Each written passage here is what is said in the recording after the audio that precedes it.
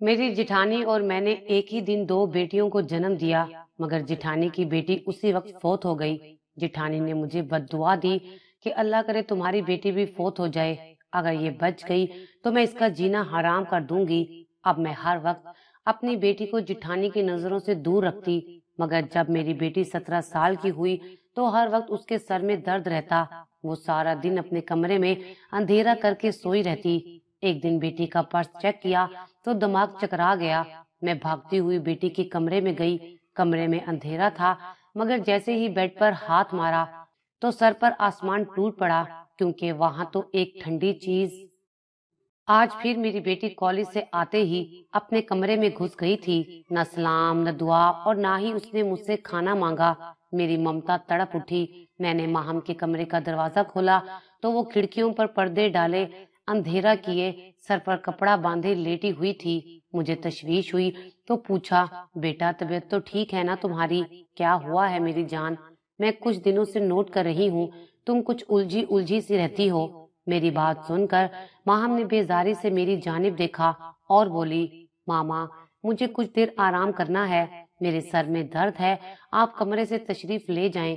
Please मुझे कुछ देर के लिए तन्हा छोड़ दें। मैं उसका मुंह देखती रह गई। बेटा आओ मैं तुम्हें डॉक्टर के पास ले चलती हूँ।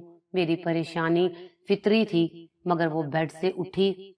उसने मेरा हाथ पकड़ा और मुझे कमरे से बाहर ले आई और बोली, मैं आराम करूंगी तो खुद ब खुद ठीक हो जाऊंगी। इतना कहकर उसने मेरे मुंह पर दरवाजा बंद कर लिया था। मैं हैरानो परेशान सी खड़ी रह गई कि आखिर इसको हो क्या गया है।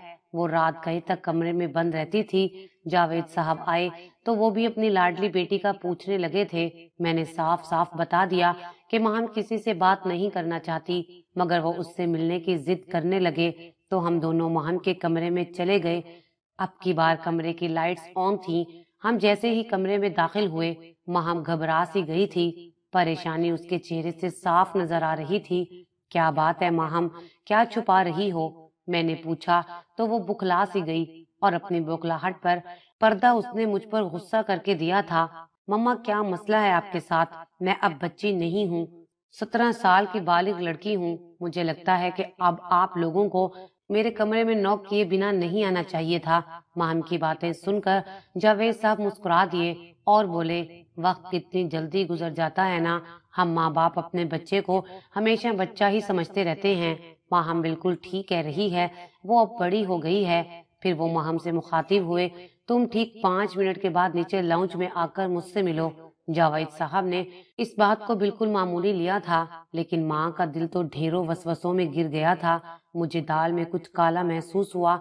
मेरा दिल हजारों वसवसों के तहत कांप उठा था। थोड़ी देर बाद माँ हम नीचे आ चुकी थी। अपने बाप के साथ उसने हल्की फुल्की गुफ्तगू की। मुझसे बात करने से वो गुरेज करती रही। मुझे वो बदली बदली सी महसूस हो रही थी। उसकी सुर्ख आंखें मुझे मजीद परेशान कर रही थी। मैंने जावेद साहब से जिद की कि हम माहम को डॉक्टर के पास ले चलते हैं।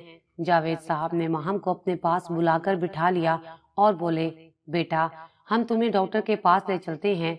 जैसे ही उन्होंने माहम के सर पर बंधा कपड़ा उतारने के लिए हाथ आगे बढ़ाया, वो फुदक कर पीछे हट गई और बोली कि मैं चेंज करके आती हूँ। हम उसे डॉक्टर के पास ले गए। चेकअप के बाद डॉक्टर बोला कि परेशानी की कोई बात नहीं है, आपकी बेटी बिल्कुल ठीक ठाक है। मुझे मजीद तशवीश होने लगी थी। मैंने भी ठान लिया था कि सुबह माहम जैसे ही कॉलेज जाएगी, मैं पीछे से उसके कमरे की तलाशी ले लूंगी, ताकि मुझे पता तो चले कि मेरी बेटी किस चीज को लेकर परेशान है। इंतजार की घड़ियां आखिर खत्म हुई। माहम जैसे ही कॉलेज के लिए घर से निकली, मैं भागकर उसके कमरे की तरफ गई। जैसे ही दरवाजा खोलने की कोशिश की तो वो मुझे मुंह चिढ़ाने लगा। उसकी 17 साल जिंदगी में ऐसा पहली बार हुआ था कि वो अपने कमरे को लॉक करके गई थी। बात वाकई फिक्र करने की थी। रह रहकर मेरा शक अक्सा पर जा रहा था। अक्सा से माम की चंद माह पहले ही दोस्ती हुई थी। वो किरदार की अच्छी नहीं थी। कई लड़कों के साथ उसके अफेयर्स भी थे। मैंने जब माहम को उसके साथ दोस्ती करने से मना किया तो वो भड़क गई थी। उस दिन माहम काफी देर से घर लौटी थी। आते ही वो अपने कमरे में घुस गई। मैं बड़ी ही देर तक इंतजार करती रही कि वो कमरे से बाहर आए, मगर जब वो बाहर नहीं आई तो मैं ही उसके कमरे की जानिब चल पड़ी। कमरे का दरवाजा खोला तो खामोशी और अंधेरा हर सू छाया हुआ था। میں دبے قدموں آگے بڑھی تھی۔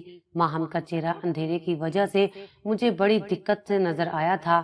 وہ سر پر کپڑا باندھے لیٹی ہوئی تھی۔ میں جیسے ہی بیڈ پر بیٹھی کوئی ٹھنڈی سی چیز میرے ہاتھ سے ٹکرائی تھی۔ میں ایک دم سے اچھل پڑی۔ میرے اچھلنے پر ماہم کی آنکھ کھل گئی۔ وہ مجھے اس طرح اپنے کمرے میں دیکھ کر گھبرا سی گئی تھی۔ اسی گھبراہٹ میں وہ بولی، ماما آپ جلدی سے کمرے سے نکل جائیں۔ میں کچھ کہنے ہی لگی تھی کہ وہ چلا اٹھی، آپ چاہتی ہیں یا میں آپ کو زبردستی باہر نکالوں؟ کمرے میں ابھی بھی اندھیرا تھا۔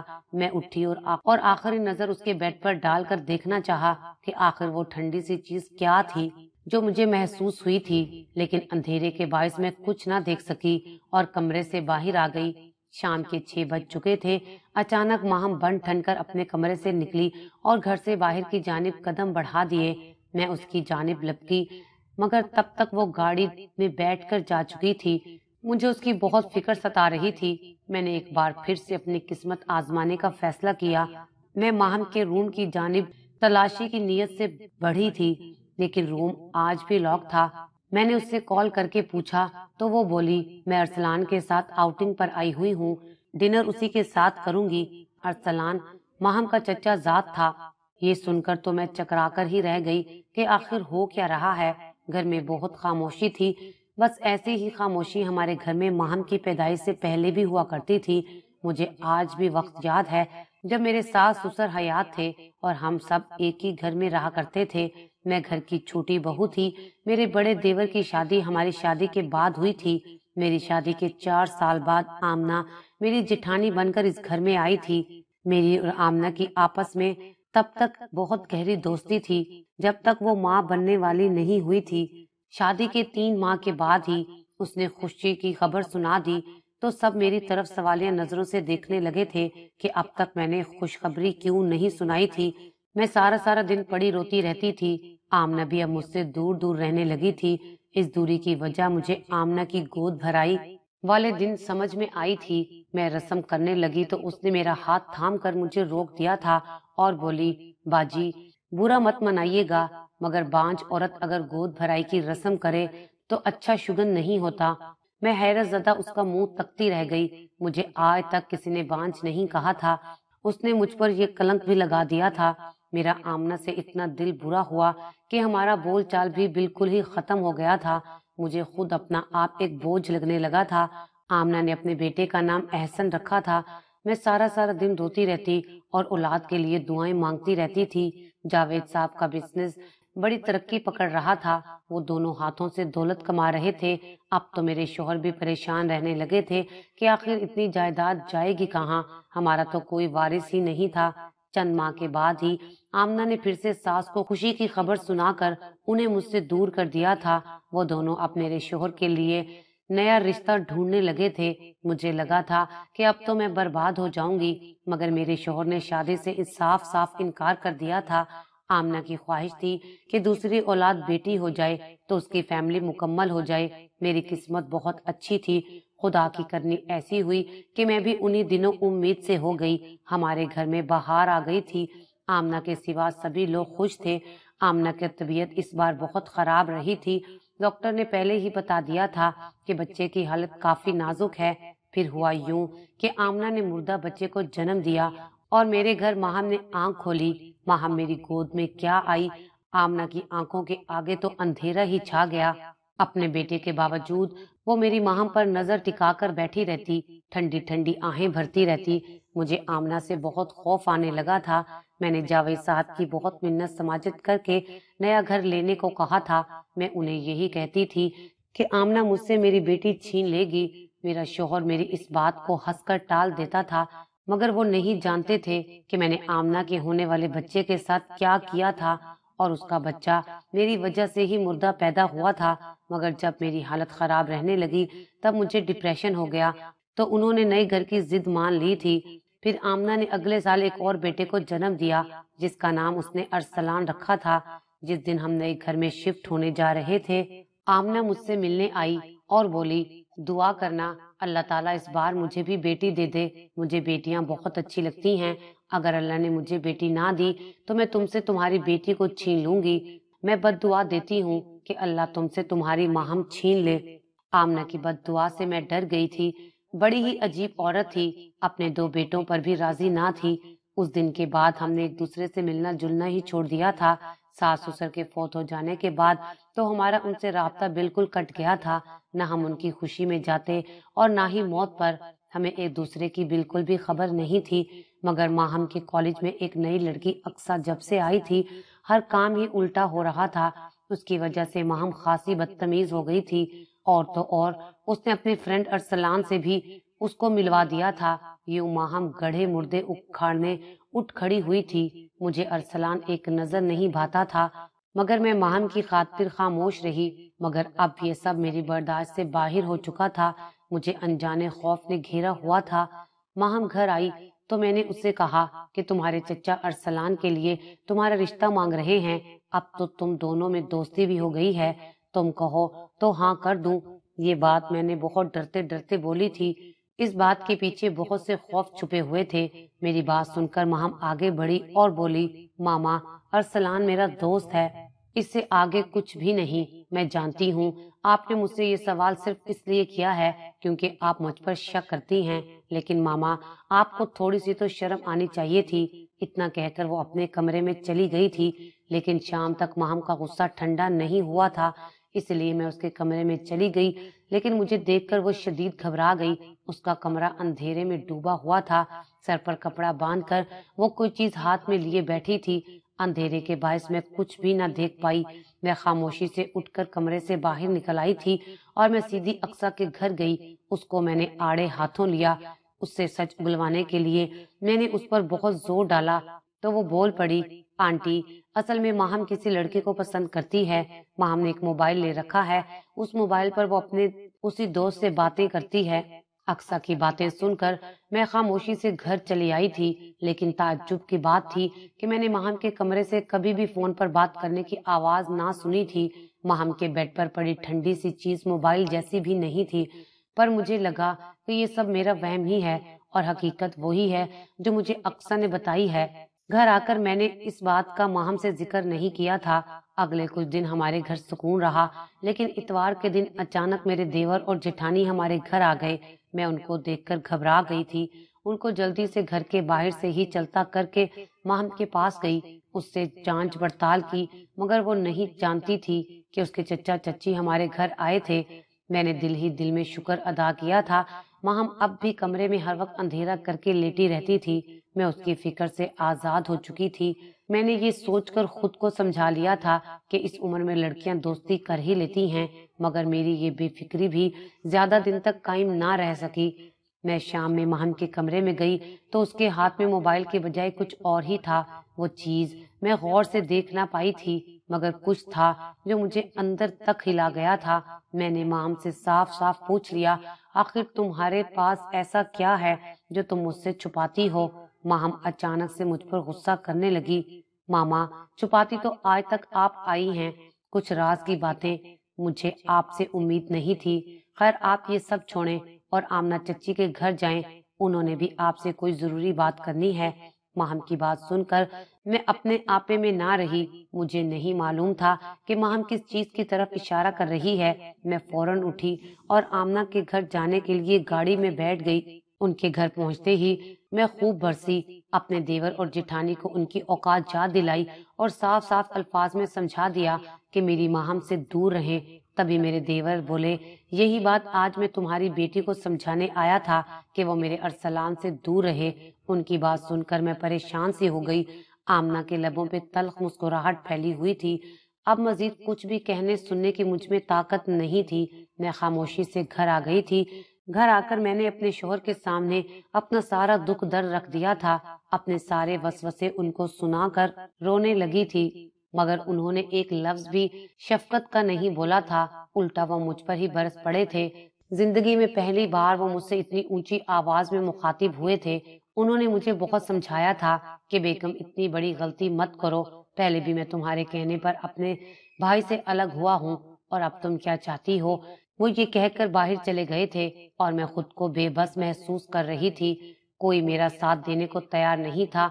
जिस पैसे पर मुझे इतना मान था कि मैं आमना को किसी गिनती में नहीं लाती थी, अब वही पैसा मुझे मुंह चिढ़ा रहा था। काश उस वक्त मैं अपने शौहर की बात मान लेती और घर अलग ना करती तो आज मुझे मुंह की ना खानी पड़ती।